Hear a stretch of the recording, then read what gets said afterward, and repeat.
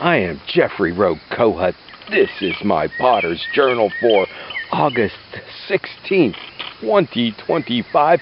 We're going to grab just a couple of pots out of the kiln today and rush them off to market. We'll do the rest of the kiln opening later. We've got the moon over our shoulder this morning. August full moon is past, but if I remember right, it's a pollinator moon. It is the bee moon. Okay, let's get to market and home and then see what's in the kiln today. Oh, there they are, the magic potion pots.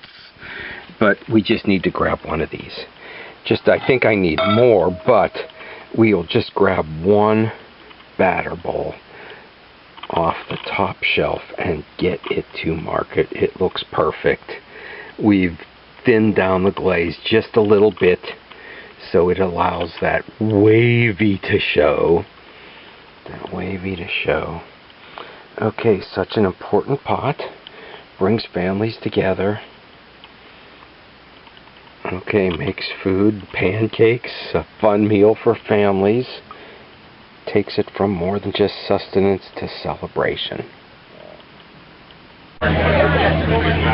And a big sigh of relief today. I made it to the market with the extra batter bowls, and the lettuce ladies showed up.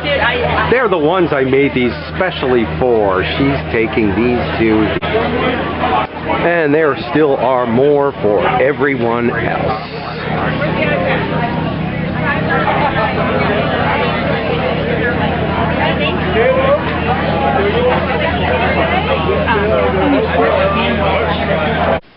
Okay, and now it is Sunday, and let's get into the real feature of this video, the herb strippers. But at the farmer's market yesterday, I was so glad the lettuce ladies got one of the batter bowls with my slipware sgraffito design on it.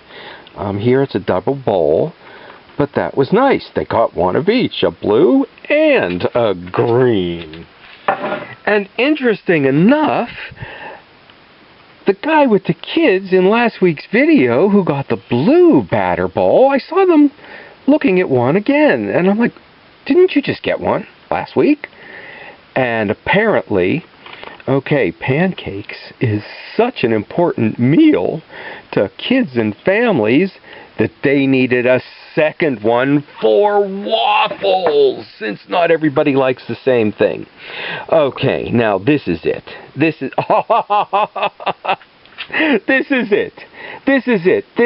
the herb strippers, where you pull the herbs in through there to take the leaves off. Well, this is what I suspected. Look at that. It's glazed over.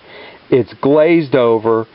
The small hole seemed too big for time, but I just had a feeling if I make it any smaller, it's going to glaze over. Well, it glazed over. Nothing will ever be pulled through there. And interesting enough, I took a needle tool and, rubbed off the glaze. So it runs down and it runs and it fills.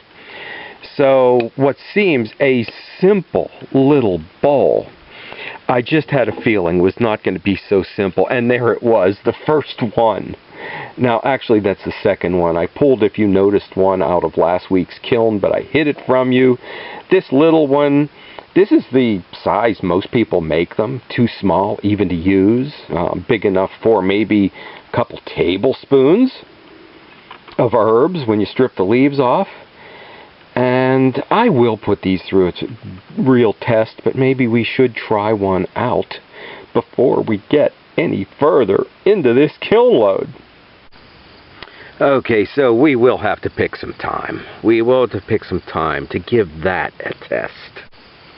And oregano, that is looking really good. You can make a great tabbouleh-like salad out of oregano. I think probably best, though, with the za'atar type. And the sprinkler's turned off, but maybe I'll give someone a surprise and go and turn it on. And I wish I had more parsley this year, but what is looking the best is the sage. So the important thing about a garden is when something is good, if you don't know what to do with it, learn. So we've got our sage, we've got our silly little herb stripper bowls. And let's just take one. I guess we need to put it through that way. And, okay, it's nice, young, tender, and fresh. It broke right off. Let's try a bigger hole.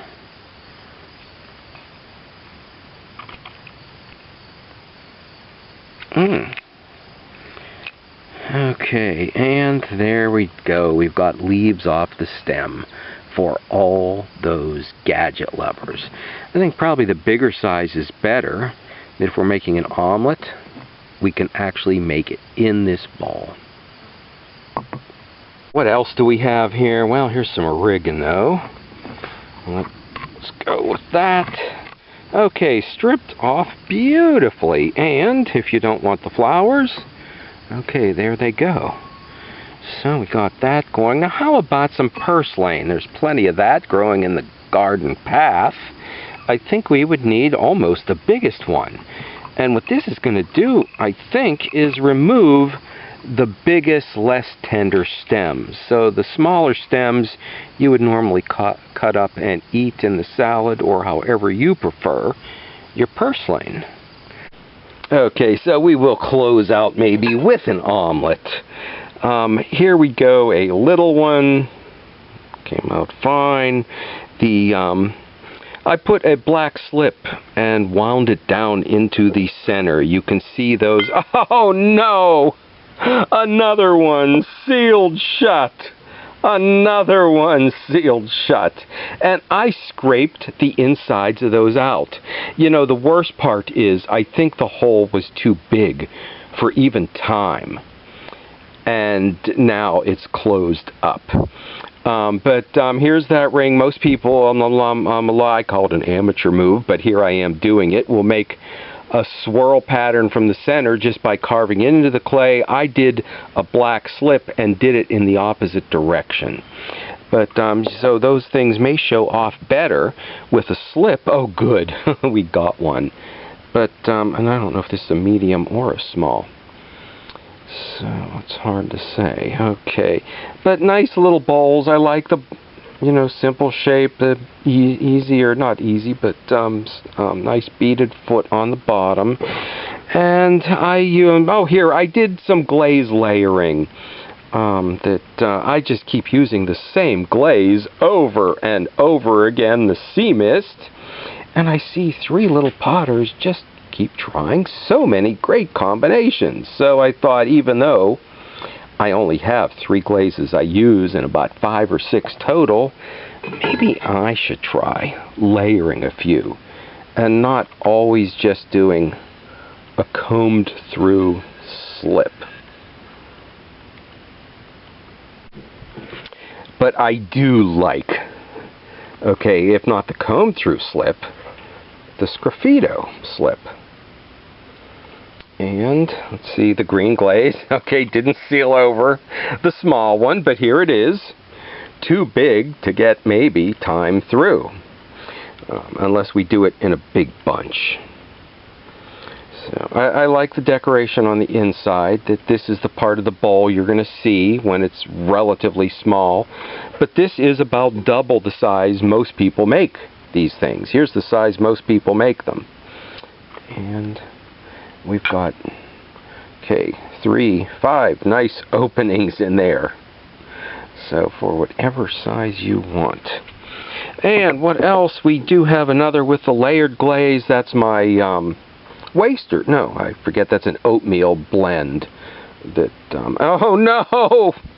You know what? I think a lot of the ones that did seal over were the double dipped layered glaze. So they had more glaze on them, possibly. Something to keep in mind if you try this.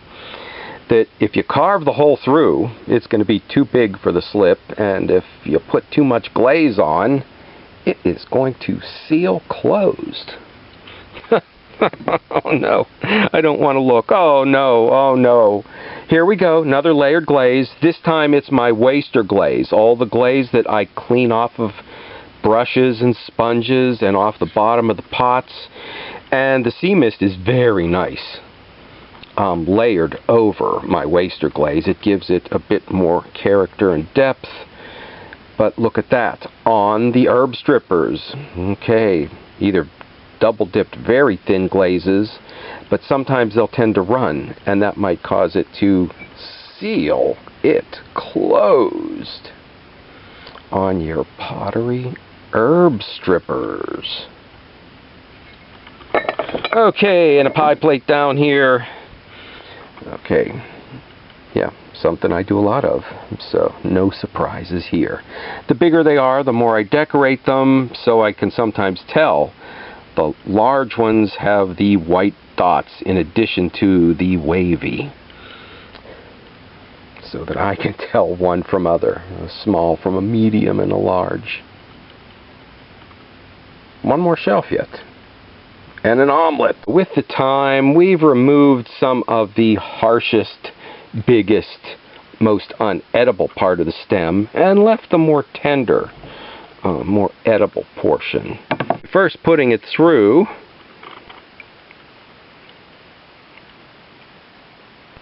nothing happens. And I guess I'm just not a gadget lover. That my question is how? Why? When you could just do this with a knife in your hand, you're going to take all the time to feed it through that little hole. Now a bunch does the job. Removing the thickest, heaviest part of the stem, remove that, and we've got the fine leaves, larger leaves removed, and some of the fine stem that will be chopped and put into the meal. These two items might be good together, like chocolate and peanut butter that strip the herbs, and a batter bowl for making an herb omelet. And here's what I was looking for last week. Let's see how these go. And the handle. Okay, nice handle that works. Generally, people think so much about how do you hold it? Well, I've got tons of stuff. I've never thought of that you just naturally figure out how to hold something with a handle. There's no one way to do it. Each handle's different. You adjust and adapt to the bowl. That, especially on mugs, when people are looking at mugs in the handle. But there are a lot of people who only know how to hold a mug by putting all their hand in. Let's see, I don't even want to look. I don't even want to look anymore. These are the largest I made of the herb strippers. And there we go again. We will have to count these up to see how many we got sealed over. If it didn't seal over, the hole was too small or too big to strip the leaves off. If it's sealed over, we couldn't even get it through. So this might be why. Well, no, most how-to videos don't show the end bit on these. Okay, we didn't have any trouble with the green glaze until we came to this one. Oh no. Sealed over again. This is the new batch of sea mist. I did, you know what, this was the first one I dipped in it. I did thin it down a bit after this. So that might be why the problem here and nowhere else, with our nice graffito tulips all along. Okay, very nice. Do we drill them out, make them bigger? Do we sell them cheap? Do we make herb stripper bowls again? Are they just too stupid? Okay, and this is my oatmeal blend. I don't think I've ever done this color on a face mug. I've always done them blue with a small selection of the green. You know, maybe I will have to start doing some with the slipware and with tattoos. Now, where do people put them on their face so as not, okay, to be not able to get a job the rest of your life? Maybe down here on the neck somewhere. we will have to start to tattoo these guys. Okay, there is one little pot. Hopefully we'll end on a good note and then get that omelet going. Oh, it's my waster glaze, and I put my green glaze, my green celadon-like glaze over it, you know? I don't know about using it in this proportion and this combo, but I do see some potential there. That maybe I could do a blended glaze. It's pretty much, it's not exactly the same. Okay. Mixed results on beautiful, perfect looking pots. So, stupid or not, people love their gadgets, and who am I to deny? Well, we have 6 over here that did not make it, and 6 over here that did. And what separates them? Well, it seems like the bigger they were, the more that's sealed over, and the smaller they were, the better they turned out. And that's something I've always said in my non-how-to videos, that a hydrometer is not going to help you when mixing up a glaze, that a smaller pot doesn't absorb as much glaze. A thicker, heavier pot, absorbing more glaze to run over and seal up the hole on your pottery herb strippers.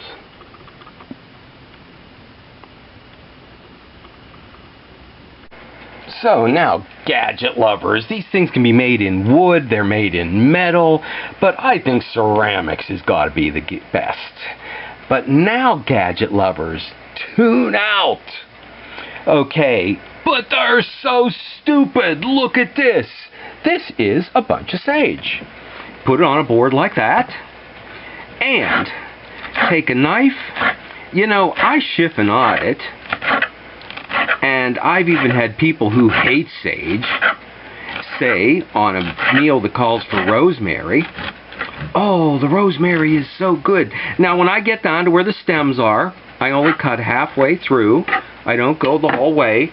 And although I didn't use all of the leaves, I take out this out to the garden, where it deters the deer and the rabbits. Okay, so you can do it simply and easy with your hands and a knife, or get a great pottery gadget. And to our Slovenian mixed herb omelet, we will add a bit of the Bulgarian feta. It is the creamiest and the least saltiest I've found. And here we go from the herb strippers, an herbed zucchini, our herbed omelet, and herbed toast.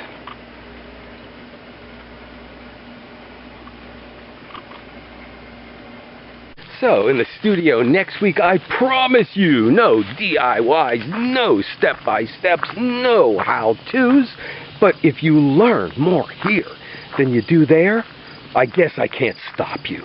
So stop back and see what's going on in the studio next week.